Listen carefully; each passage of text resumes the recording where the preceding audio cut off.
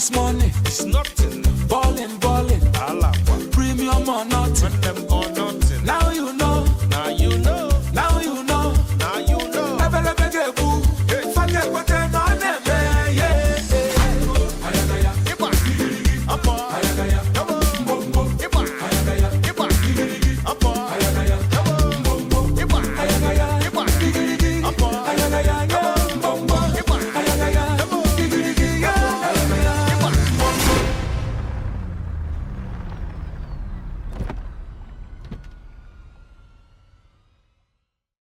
Welcome back to the Couch Chronicles Therapist After Dark. Hi, ladies. Hi, friend. How you feeling?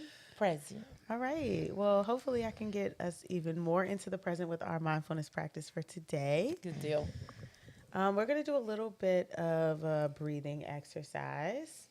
So I'll ask that you get into a comfortable position. You can close your eyes if that feels good to you, or just take a little gaze. And we'll start with 3 deep breaths in through your nose and out through your mouth.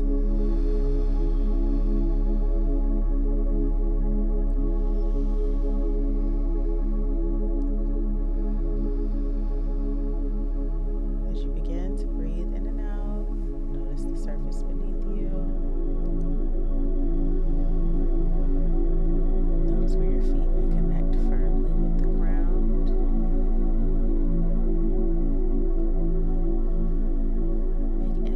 Adjustments before coming into stillness. I want you to take your left hand and place it over your heart. Right hand over your belly. And we'll take 3 deep breaths in through your nose and out through your mouth once more.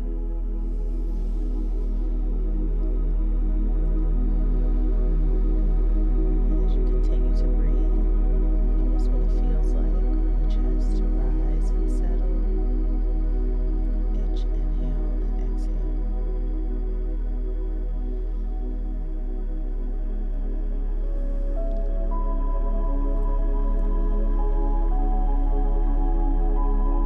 Continue to notice as you take a normal pace of breathing.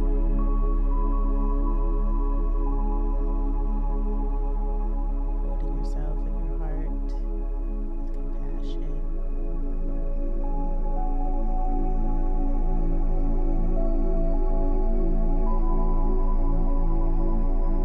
Notice where your body may connect. Any warmth, cold sensations there.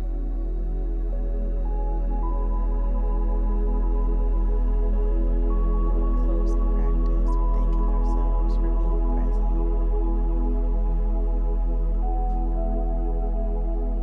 Thanking yourself for having this intentional time to be in practice.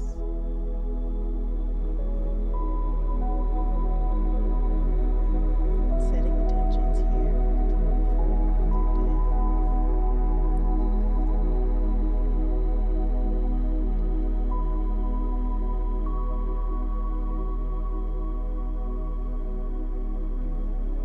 When you're ready, ending with one more intentional breath in through the nose and out through the mouth before gently blinking your eyes open. Alrighty. What did you guys notice about yourselves during the practice? Grounded. Okay.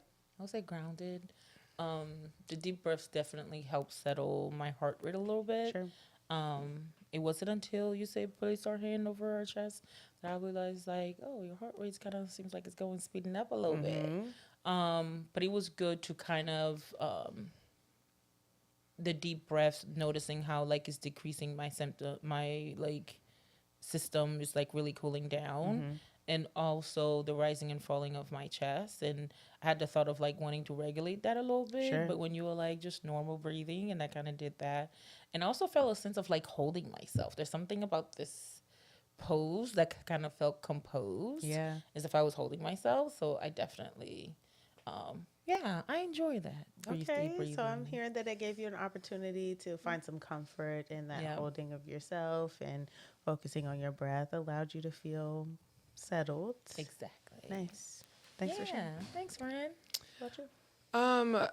For the mindfulness, I think I was able to really just like follow along with the breathing, really like noticing how like my stomach and my chest were rising at almost like a similar kind of like rate, because of when I put my hands on those places, I could feel them kind of rising at the same pace. I noticed that my mind wasn't really as active with any imagery or anything outside of the practice. I felt very still, to the point that when you like pull this out, there's like a settling, almost like a tiredness that I feel like I'm just really calm and everything feels like really slow. I did notice a few sensations of just like what it's like as my left hand was on my chest versus what my right hand felt, where the way it was placed on my stomach. Sure. So really just kind of noticing that experience. Nice. It sounds like your body offered you quite a bit of a sensory experience along with that, and that helped you stay anchored. I didn't hear a lot of things outside of the practice at all.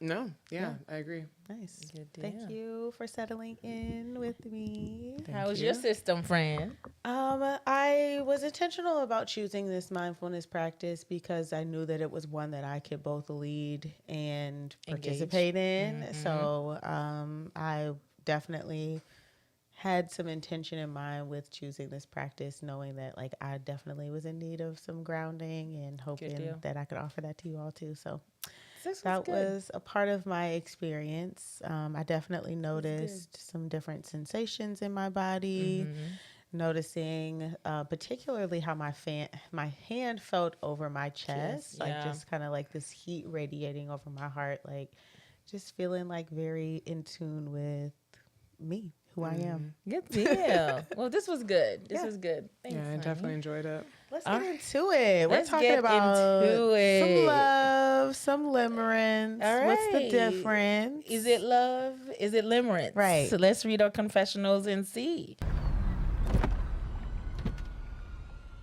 Milo, which stands for limerence object, was a girl that was in my class at university.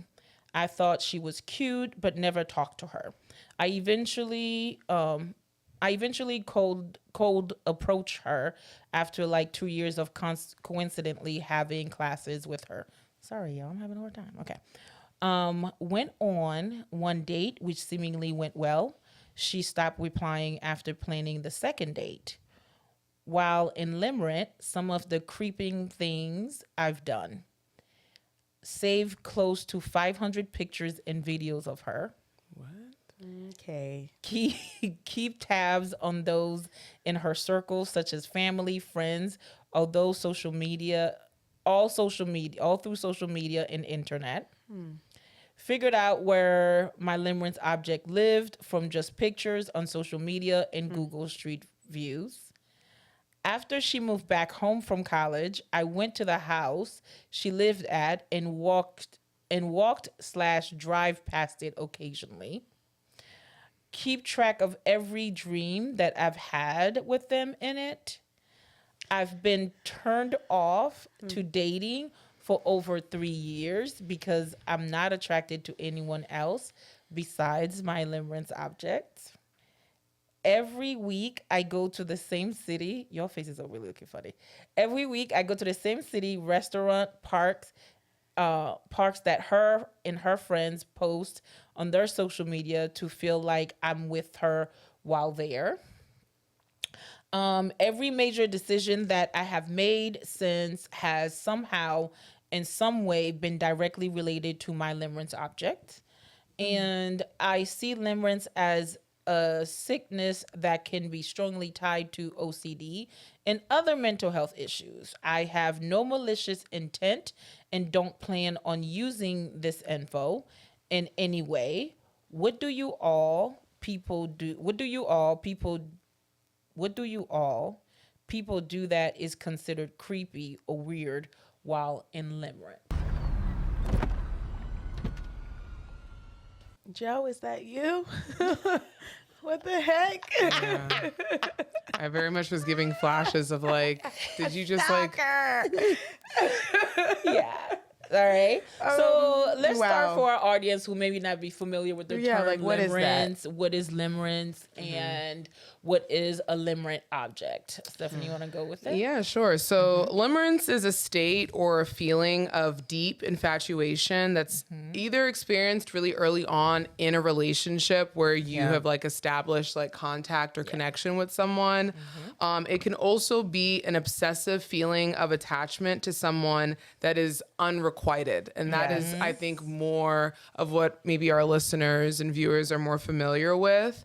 And this type of kind of obsessive feeling of attachment is involuntary. Like they don't mean to or want to or are trying to. They are just literally obsessed with this person. And I like that the Confessional said limerent object, because it is, you have to see that as like, instead of an object of affection, it is the object of limerence, the thing that I am limerent about.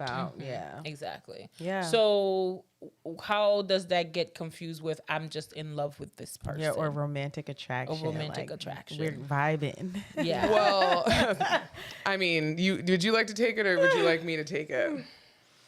I think that the difference there is that with limerence, you might find it, like Stephanie mentioned, like to be something that is uncontrollable and there's some compulsion behind it, right? Like it's something that you're doing over and over again, repetitively, even things that don't necessarily make sense. There was an example of something that they said. I'm like, no, why would you do that? How would you even have access to their friends? Like moving back to home from college, like knowing the house that they lived in, driving by, like those things that could bring you in close proximity with a person. I think that that differs from romantic love in the way that, like, of course we want to experience some sort of like validation and like and desire and longing to be around the person that we want to be around. But you're not thinking about it all the time. You're not like obsessing over it or feeling like you can't go on with your day or function without meeting that urge. Yeah. And also with love is a mutual agreement with the two people. So it's something that's kind of built and is committed. Where limerence is that it's not reciprocal and it's something that one person is actually seeking. And sometimes the limerent object does not even know that their attraction or there's a connect or there's a relationship there. So when you're comparing it to love and romantic relationship, is that so one of the things on top of what you add is the fact that it's not a mutual agreement with the two people, and both person are not necessarily in a relationship to build a romantic love relationship. So though our caller, like they had this one date and he fell through, but the other person didn't follow through, which would actually made them a limerent object. Sure. But I think that even the fact that the person didn't follow through on the date is actually what set up the limerence in the first which place. made them Because the limerent object, limerence is the desire to be desired. Like Exactly. that's really what the state is. You're obsessed with this person wanting you and you're uncertain, like, do they like me? Do they love me? Do they find me attractive? And that experience of not knowing is what makes you Become so hyper fixated on it. exactly so entangled and wanting to be like around that person. Another very key piece that comes with limerence is that it brings the person considerable pleasure in a short period of time. Like, and they literally, what brings them the pleasure is the thought or the belief that this person might actually like them. Not this person said that they liked you, not that they text you, not that they liked your pictures. And mind you, maybe they liked your picture, but then you made it into a story. Into like, they're interested in me. Exactly. And they feel like I feel. And that's what Exactly. they seek for. So when they get in contact with that limerent object, they look for any clues or any gestures that person might do that kind of like signify, oh, there's a form of interest, or they do that. When we were talking about this, and when Stephanie's the one who brought this topic to us, is like I was telling you that the first show that kind of came to mind was the show You with Joe. Like, because if you looked at it, a lot of his victims, but it started in a limerence, where this infatuation and this obsession, where he would actually research where they live. He knew all their stuff. He knew where they live. He knew about their childhood upbringing, and he just knew everything about the person. And then noticed that at some point, especially the one that he ended up marrying, he ended up losing his objectivity, which is what kind of transitioned into it. And so I think that kind of brings us to our next point around why limerence can be so powerful even after having minimal contact. You can go kind of years and years. It's like Stephanie mentioned and Judalyn, that it's kind of this longing or like constant seeking that is really the driving force there.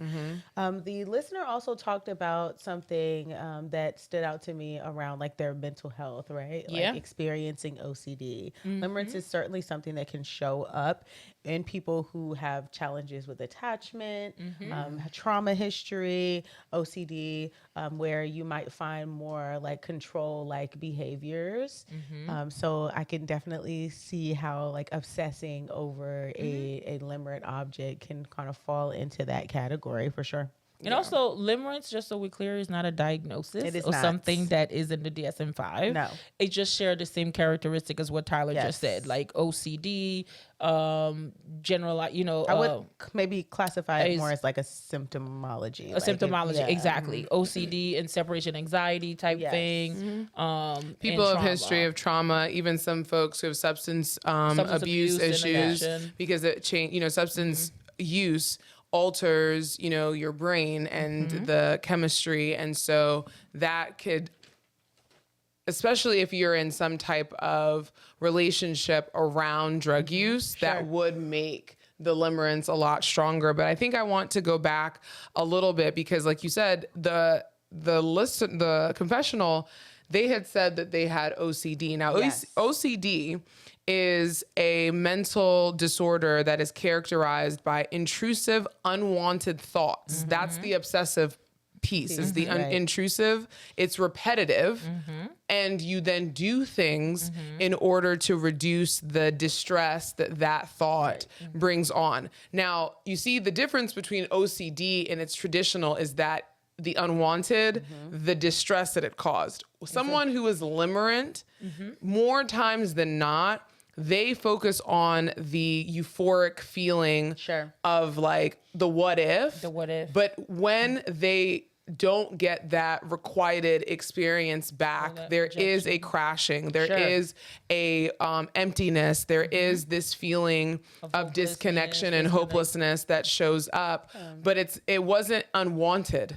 And that's why it doesn't fall under being an obsession that would be characterized under OCD, but there is compulsive aspects to it in the fact that I do these things in order to have be in the space or get in contact with this person, which the Confessional wrote. And it's also the addictive piece about it. The addictive behavior part of it is that when we crave something, part of addiction is the fact that my body and my system constantly want these things once I've gotten a taste of it. So when the limerent object even hint, or even the fact that they were able to get in contact to go on a date with them, then like we said, that's when he started. But it's the desire to like an incentive. An incentive. It is a dopamine of, okay, I want more. So the part where they get the pictures and they do all these things, it's a craving, and which is where the addictive behavior part kind of come from. I wanted to tie also the piece about like people who is more likely and more susceptible to be limerent. And some of the literature and some of the research that I did said that folks who have an anxious attachment style are more likely to experience limerence than maybe someone who is avoidantly attached or securely attached. And I thought that was actually really on par, because what I have seen is that in order to stay limerent, there are activating strategies that show up that keep you in the state of the state of it. wanting, craving, and desiring the person, which Mm-hmm. are in the confessional, they said they would do things like thinking about like what their life would look like, you know, together, going to the places that they had just visit. been, and then kind of like almost using the essence of what they saw on social media to create a story or a narrative of what their life would be like. So there's always a lot of like imagery, visualization, fantasy that is involved in keeping up the obsession.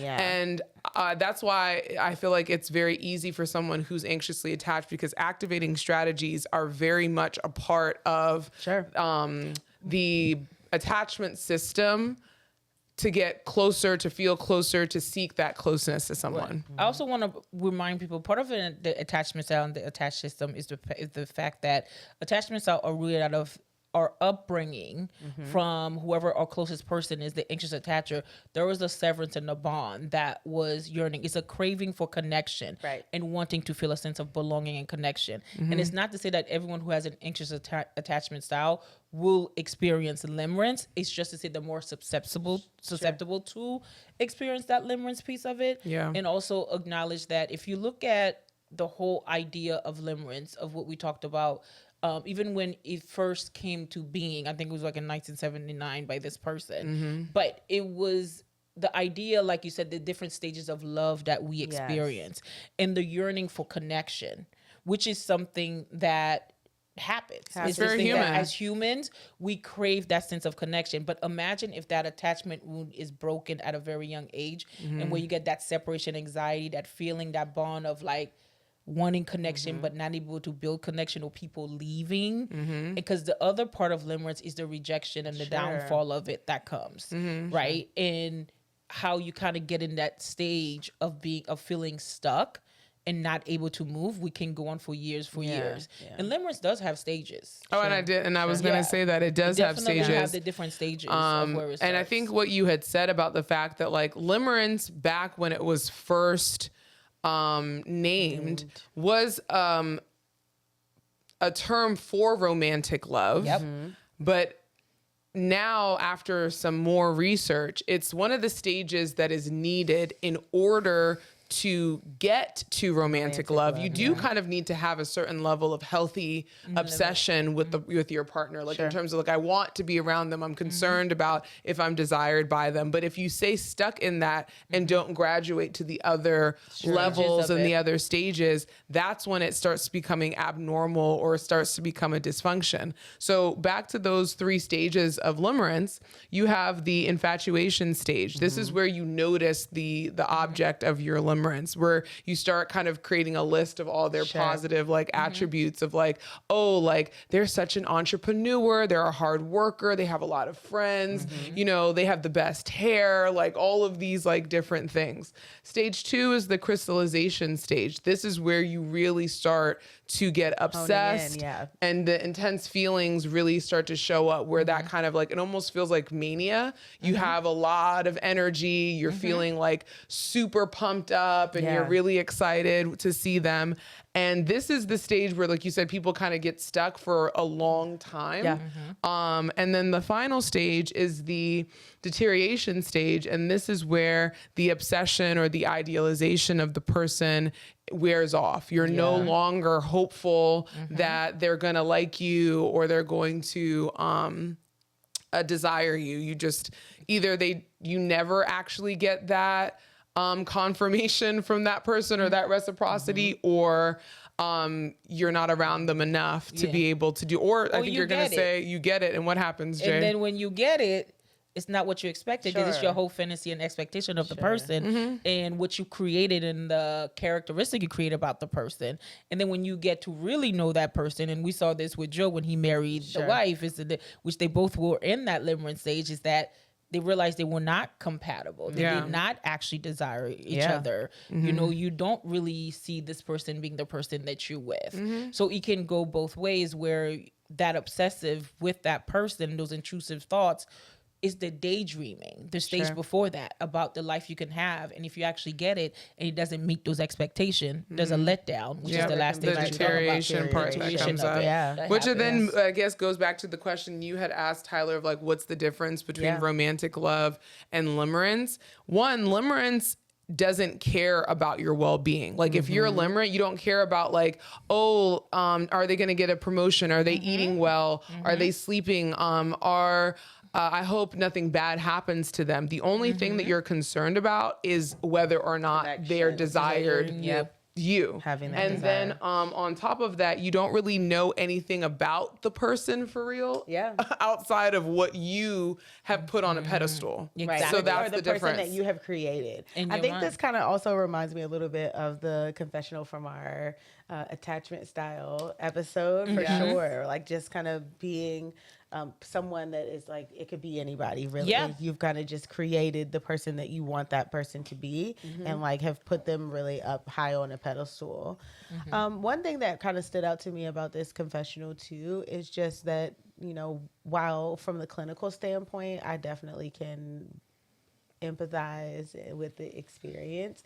Some of the behaviors that also go along with limerence creep people out. Can It be is- very it is wild. bizarre Very wild, to yes. think about like someone tracking you or having Yeah. hundreds of pictures of you or like visiting places that you've been. So yeah, what are your thoughts about that from a ethical and clinical standpoint? How is that different Now from we're kind stalking? of getting into stalking, yeah, which is illegal.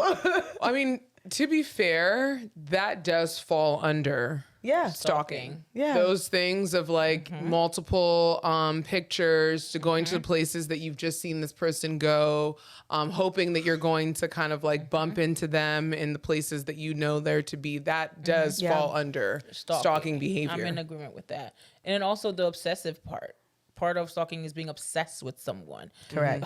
The whole part of limerence is an obsession with that person, which fits into the OCD. So I think it's a very, especially in a world that we live today, With social media. where social media, I feel like that can be a limerence state. Though for some, it's that one person in dealing with their own internal battle, and it could be, and I'm using air quote, harmless. And it's a potential for it to cause harm. Yes. Because we live in a society where people actually are aggressive. People actually will get physical. And people have sometimes- parasocial relationships with Exactly. folks too. So there's a lot of So- times where limerence, you don't even need to have gotten like in contact with the person or had the date canceled before they're like, oh, you're my person. Exactly.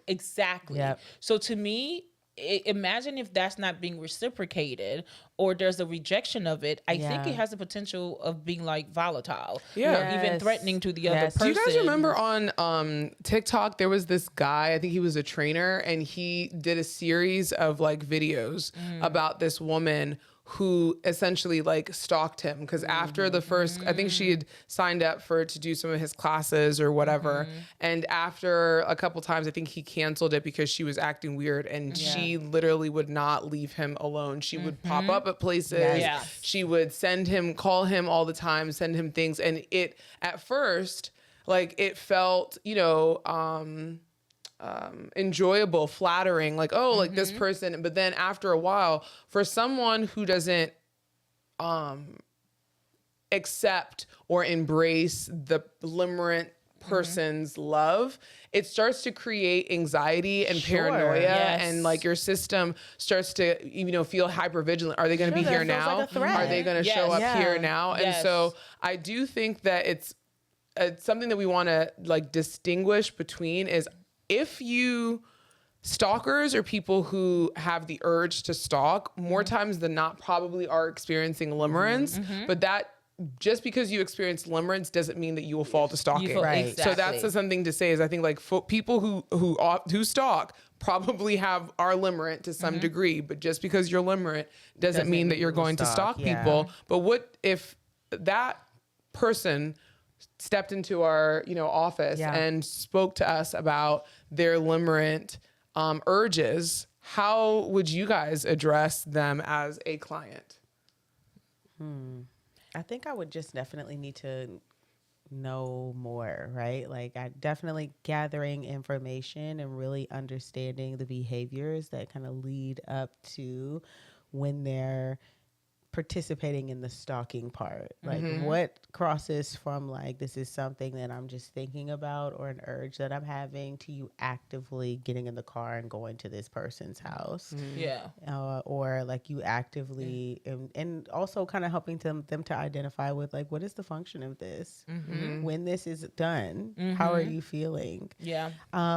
I also wanted to point out that a lot of these behaviors also lead the anxiously attached person further away from attachment. Even though like it feels like this is giving me an opportunity for closeness, saving hundreds of pictures of people, like that will ultimately result in like people isolating you, being disconnected. But I mean, that's from if it. they find out, though, because that's another thing. We're taking it from the perspective, because I even noticed that our responses are coming from the purview of us trying to protect the person who is being obsessed over. I want us to take a slightly different perspective of like, what would it be like if your client came in and said this without you trying to... So here's what and I want to be realistic here. Yeah. I think for any clinician, this will be a tricky case to Sure. navigate, Yes. period. So I think it's the same thing when you're dealing with someone who's tested a molester or something, when you're dealing with someone who caused harm. I think it's going to be a very fine line, which is sometimes with our ethical code I struggle with, especially with the duty to warn. Yes. Because duty to warn literally focus on intent to hurt. It doesn't cover, obsessive stalking and so forth and so on. So I want to be clear that it will be an interesting case to navigate. And to Tyler's point, is exploring the function of it, how often and how much is it taken away from their life and their values. So I will go back to reconnect the person with, I think what wound that was broken for you, and also what are you seeking? And because it's about connection. Yeah. And really reconnecting the person with that, but it's going to take some intense work. But I think immediately is observing as a clinician, is there an immediate threat to the client or to the person if it becomes to disrupt their life and the person's life. So I think that would be the first assessment that I would do.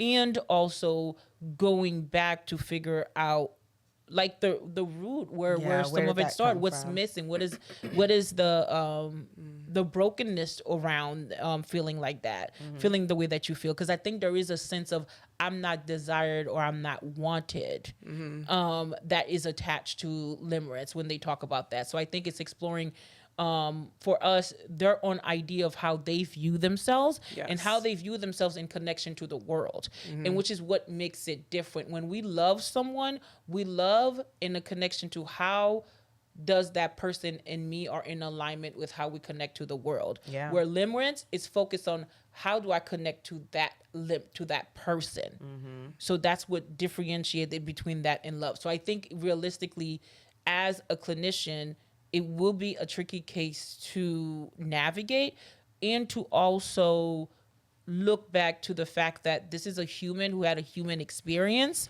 and there's a root and a cause, just like we talked, to why this behavior exists in them. And and being aware of what shows up for you in your own judgments. Because I am the kind of therapist who would share my judgment automatically with my client to keep it real and being honest. This is how I'm experiencing you in this moment, and it's just my thought, and how does that make you feel?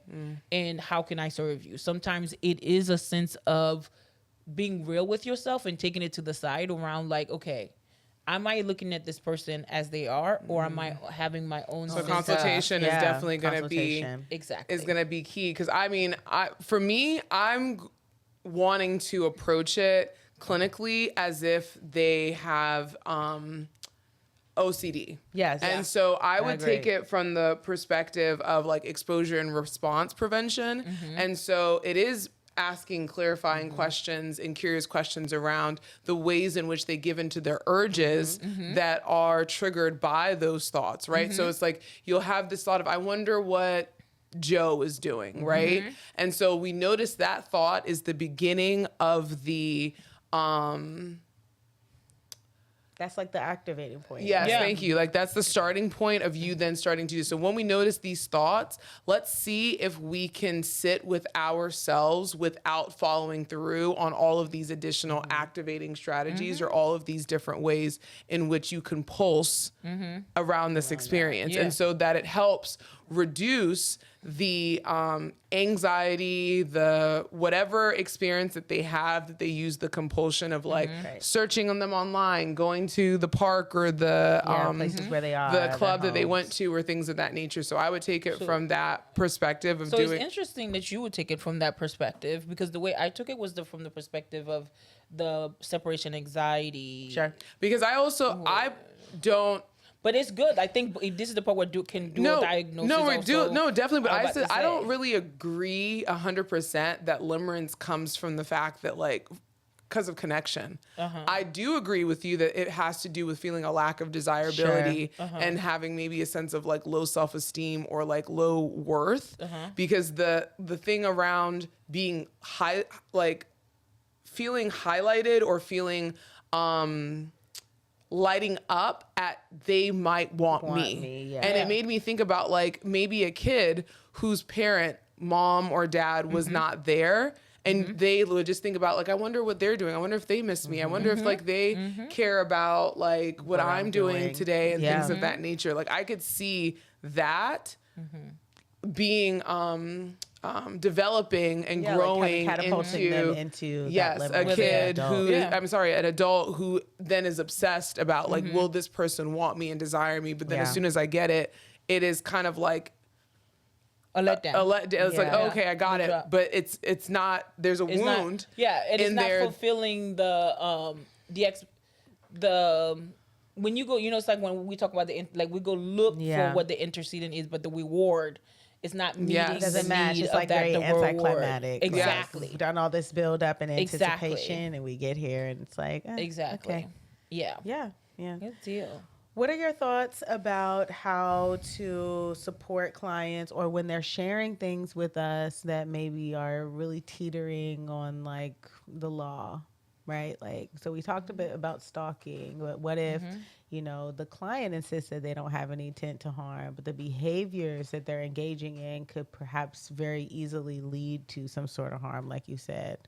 Do we have the duty to report? What does that process even look like? I feel like I would follow through with the duty to harm if then there's an uptick in homicidal ideation, language, being paired with talk, other and things of that things. nature. If we're talking about our character from you, Joe.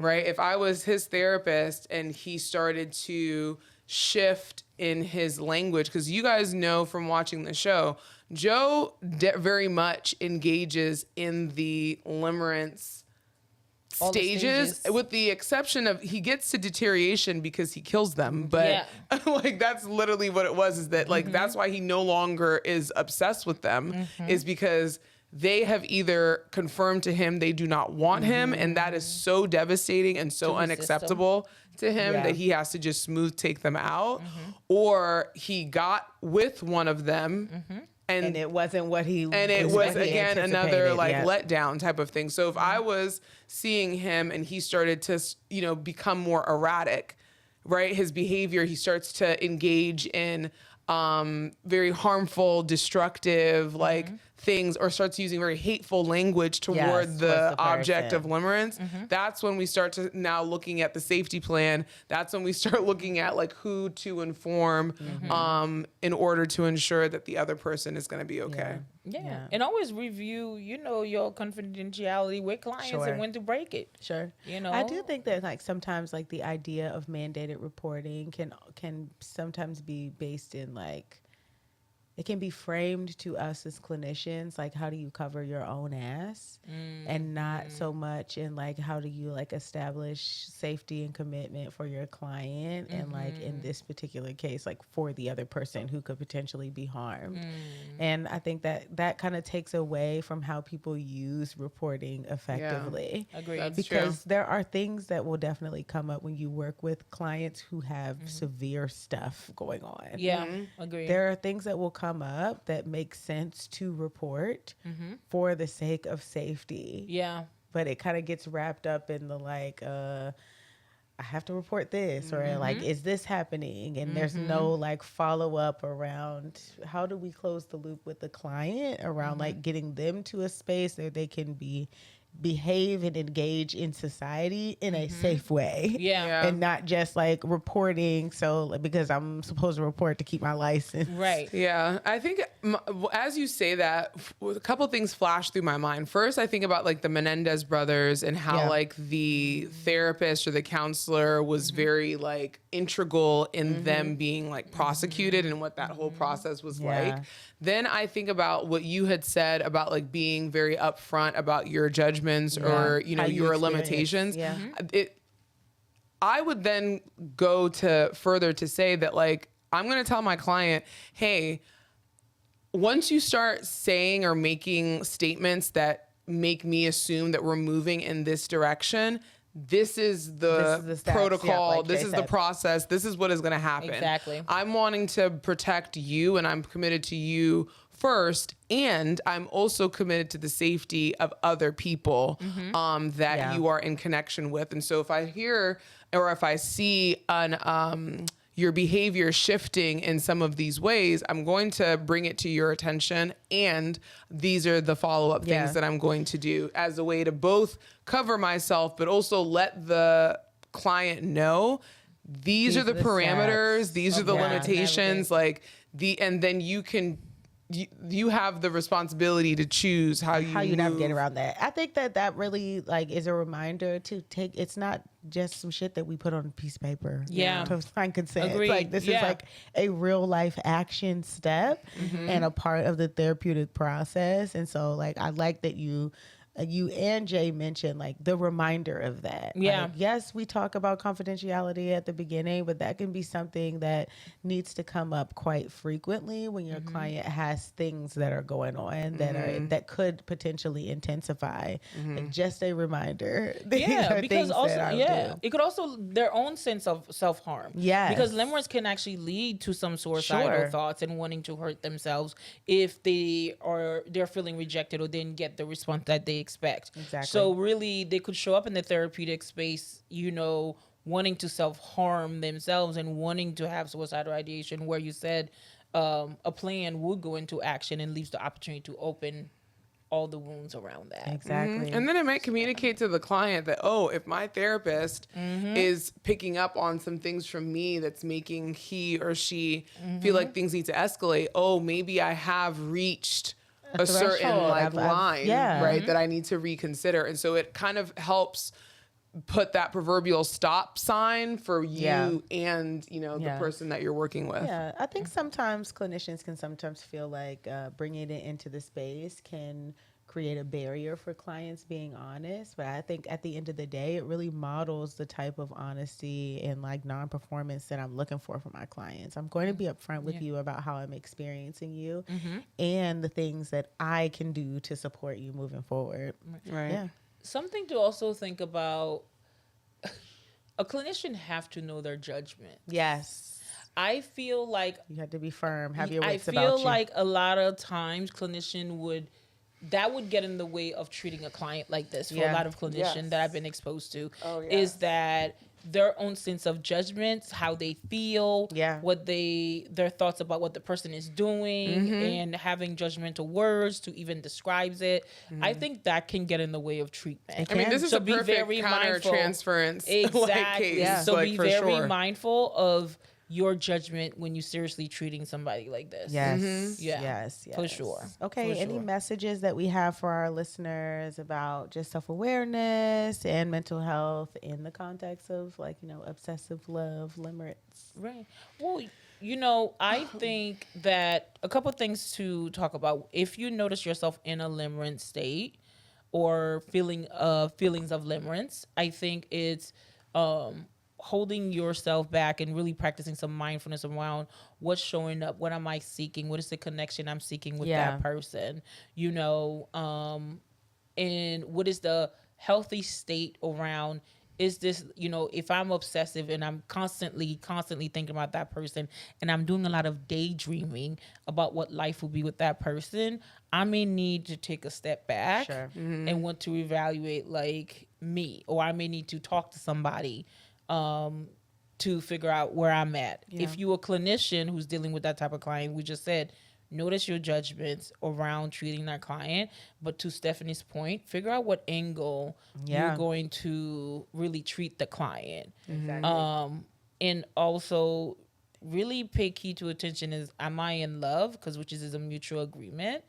Or am I in limerence? Really noticing the difference between the two of them. But I think another thing to think about is like the I'm in love part really fast, is that like, if even just, do I love this person? It doesn't necessarily need to have the other person involved. But it doesn't need to be a heavy, all-consuming, black or white type of experience. Exactly. And that's where you really need to like draw the line, because a lot of what I looked up, once people identify or say that they are being limerent, that usually breaks the spell, and they immediately drop to the deterioration space. Exactly. So like sometimes just naming it is enough to shift things around. The second thing is to normalize and be kind to yourself, because that's where it goes from, like I'm hyped up on this person, to like the biggest drop because I'm now being super judgmental of like, that's so crazy for me. How could I, like all of this other stuff. So really normalize that there was a desire to be looked at, to be wanted, to be lusted after, for someone to be attracted to you, and let me find more healthy, realistic, mutual ways to get that. Okay. All right. Do we want to have our listeners' letter? Yes, let's do that.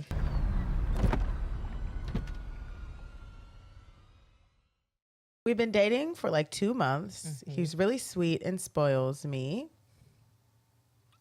He told me he had a surprise for me and decided to take me to a Jehovah meeting. I told him I was thrown off, but he said that he loved me and wanted to share that part of him with me. That's fine. However, I'm still irked and feel something is off, and I just can't let it go. Yesterday we hung out, and when I brought it up again, he shut it down. He somehow makes me think that it's nothing and changes the subject. I don't even notice it. I don't want to be nagging, but I still am not satisfied. My friends say I'm overthinking it and ruining a good thing, but I can't let it go. I'm still upset that it happened, but I don't know if I'm overdoing it. I promise you I'm not discriminating against his religion. It's just weird. The whole thing is, honestly, am I overreaching? I'm not confrontational. I just need some advice.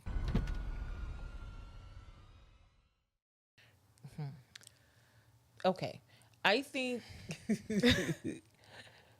it seems like his spirituality was something that was important to him. Yes. Though in the beginning, it seems like they talked about the goals, the values, I think is what she's saying. Yes. And there's some information I feel like that is lacking that I would like to know is around the fact that, did he say he was Jehovah? Like, did he talk about how he wanted you to kind of be inclusive in that? Or did you have an opinion about it?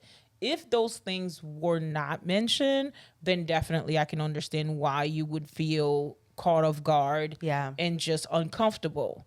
If they were mentioned, but you weren't told that's what you were going to do, there is a form of deception that's there, and also acknowledging the fact, well, how am I really feeling about this community and being part of this community that he strongly have talked about before in the past. So it's a both and factor around the fact that nobody would like to be caught off guard. Don't make me think we're going on a date, but I feel like if you're going to any spiritual meeting or religious meeting, you should let me know, because I could have wore something crazy and we're going to a Jehovah meeting. I also think the Or a thing. curiosity that you talked about earlier, Yeah. I had a lot of curiosity too around how she is also shared like some of her spiritual or religious beliefs, right? Like, is this someone who is, like does not practice any religion at all and has been clear about that. And then this was like, we popped up here. I would want to know more details about that.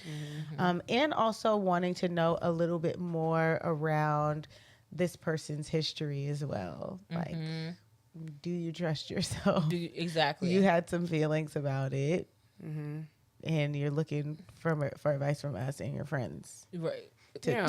You need that confirmation. When Yeah, it seems like you already feel have your weird about it. confirmation, Yeah. right? Yeah. But maybe there's a fear at like addressing it a little too harshly, Sure. or maybe like not understanding where he might be coming from, because I like the question that you posed around like, what is your history, but also what's not only that, like what's your history with religion and spirituality in general? Like, Yeah. are you someone who has been Religious raised, trauma. has religious trauma, but has been raised with a specific belief. practice and a specific exposure, and so you have certain biases around other religions, or you yourself are someone who practiced but is no longer practicing. That is important for you to know.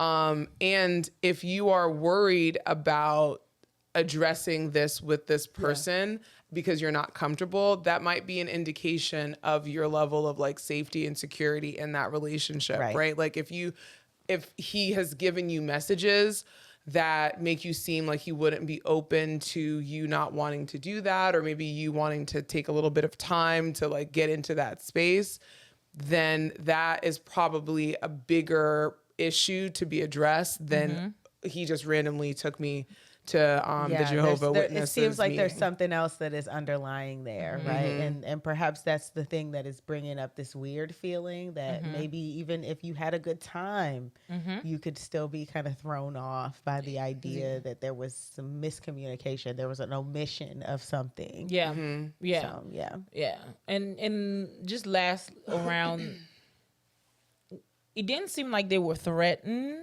No. That like the person that they're dating is threatened. I think it seems like this client is anxious and doubt themselves, and approaching and having a conversation seems like something that they fear, and not that the person necessarily brought about that environment. Because they said that when we met and and so forth and so on. But I also think seeking your friend's validation is also the fact that you already feel some type of way. Yeah, that's what I'm about like. it.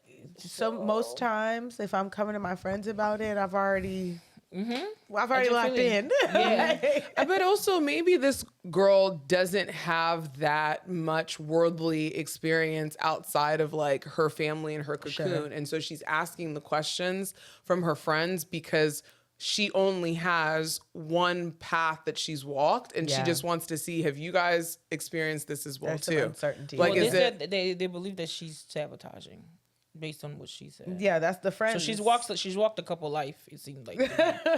Okay, well, I just didn't want to stand corrected. Yeah, that I would be curious about that as well, right? Like what is the history even with that language of like you're doing too much. Like there was a lot of that. So I'm very curious. So yeah. This was good. Yes, Love and Limerence. Definitely exploring more about those connections and relationships. As always, I feel like this is always like one of our favorite topics. Yes, Yes. it is.